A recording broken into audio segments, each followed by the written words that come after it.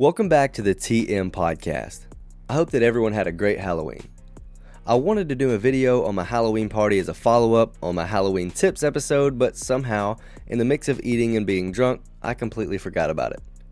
Unfortunately, Halloween is gone until next year, so today I'm going to focus on the next important holiday, Thanksgiving. Yeah, I'm looking at you people who already have Christmas decorations up, and I swear if I hear that Merhige song on the radio one time before Turkey Day, I'm gonna lose it. Today, I'm gonna talk about a few Thanksgiving murders, but first, I would like to thank one of my sponsors of this podcast, MyMedic.com. MyMedic makes the best first aid kits on the planet. They are the one-stop destination for all of your medical gear needs. Their kits are designed for everyone, home, car, work, specific activity, they've got you covered. Their supplies have been tested by experts and their goal is to keep you prepared while you're out doing what you love. Also, a special shout out to my good friends in the Witchcraft Car Club. It's a group of car enthusiasts with a shared passion of car culture and the goal of bringing car people from all over the world together. They've also started selling merch on their website and have given me the opportunity to give you 50% off of your checkout by using the discount code TMPodcast. You can visit their website that I'll include in my description to pick up the newest merch and show it off at your next car meet. So, Thanksgiving. A holiday with an incredibly dark history if you've ever actually dug into the events that surrounded it before or after. But to most people, it's a holiday for bringing family together and eating way too much. Usually, it's a good time to see people that you haven't since last holiday season, and it's an excuse to pack on a few extra pounds. But for some people, Thanksgiving was their worst and final day. For example, a Floridian family in late 2009. Jim and Muriel Sitton were hosting a family Thanksgiving dinner that was no different than any of the years prior, except that their usually absent cousin, Paul Merhige, had arrived. His mother Carol, who was also in attendance, had given him direction and announced that he would be coming after the event had already started. Paul wasn't usually present and had a questionable past to say the least. A few years before this event, one of his sisters had filed for a restraining order against him after he had tried to commit suicide, amongst other things. Regardless of the past, none of the 17 people in attendance took exception to his arrival. His mother said, quote, "I hope he doesn't come and kill us all tonight," to her daughter Lisa. When Paul arrived, everything went as it should. Food, laughs, and even the singing of some Christmas carols to transition the holiday spirit to the next. Jim and Muriel's 6-year-old daughter Michaela sang songs and everyone seemed happy and content. After this, they put Michaela to bed and returned to the living room to continue the family get-together. And that's when, out of nowhere, Paul drew a gun on his sister Carla and shot and killed her. He then turned and shot his pregnant sister Carla, who his mother had made the ominous statement to before his arrival.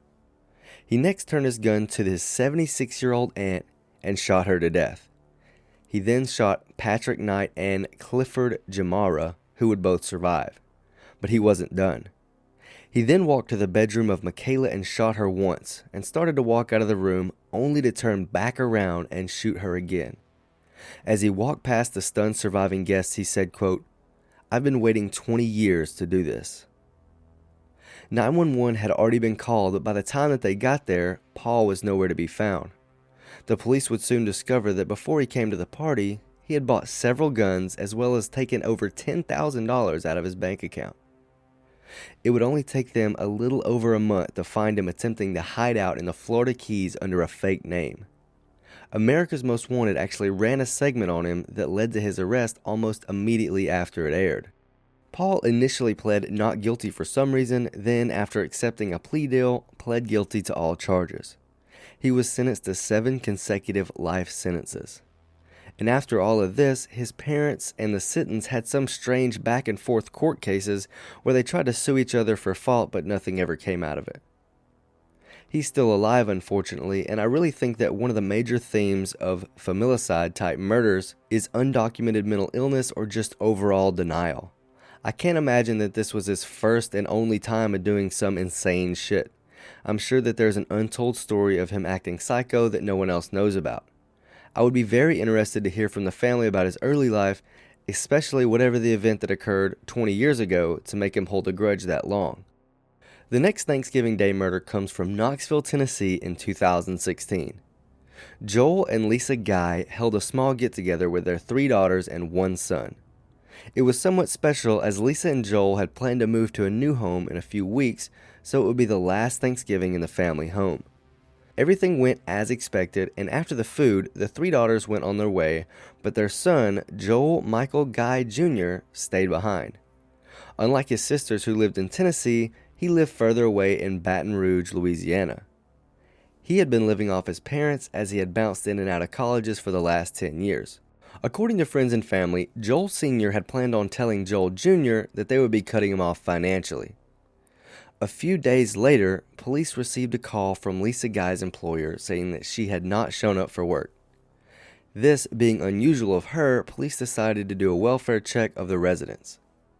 They discovered that both Lisa and Joel Sr.'s vehicles were in the driveway and decided they would enter the house via the garage. As soon as they got to the door, they knew something wasn't right as it seemed like a large amount of heat was coming from inside. They got inside and were immediately hit with the smell of chemicals and death. They discovered Lisa Guy's head boiling on a pot on the stove and various body parts strewn around the house in plastic containers. It appeared that Joel Jr. had not only stabbed his parents to death, but dismembered them and made a bad attempt at dissolving their parts in random chemical solutions. It turns out that Joel Jr. committed this crime then spent the night there before going back to Baton Rouge. He was almost immediately arrested and offered no explanation as to why he would kill his parents or even dismember them. If the only motive was losing his parents' support, this guy was an absolute psychopath. I'm very doubtful that you go from never committing any crime to literally dismembering 2 bodies and trying to dissolve them. This one seems like there has to be more to this guy, and there's no way it's the only fucked up thing he's done. Wait till you see his picture, he looks like a fucking cartoon character. He was charged with double homicide and is still in prison. Those are just a few of many terrible things that have happened around the Thanksgiving holiday. Obviously not the worst, but I won't get too deep into the origins as this is not necessarily a history podcast. I do encourage you to look into the actual relations between the Pilgrims and Indians so that you can see for yourself what actually happened and how your history teacher lied to you your entire life. I plan on doing other holiday-themed episodes, but hopefully not as short as this one. It's been a busy week as I've changed careers in my regular life, and I've had to do a lot of learning in order to be successful at it. Maybe one day you guys will support me so much that I can do this as a primary job instead of anything else. Unfortunately, that's not anytime soon, but I will do my best to continue to give you weekly content. As I get more comfortable in my new job, I can beef up some of the episode density. Don't forget to like, subscribe, or follow the TM Podcast on whatever you are listening on. Don't forget that stickers are now available for free to patrons and for a very small fee to anyone else.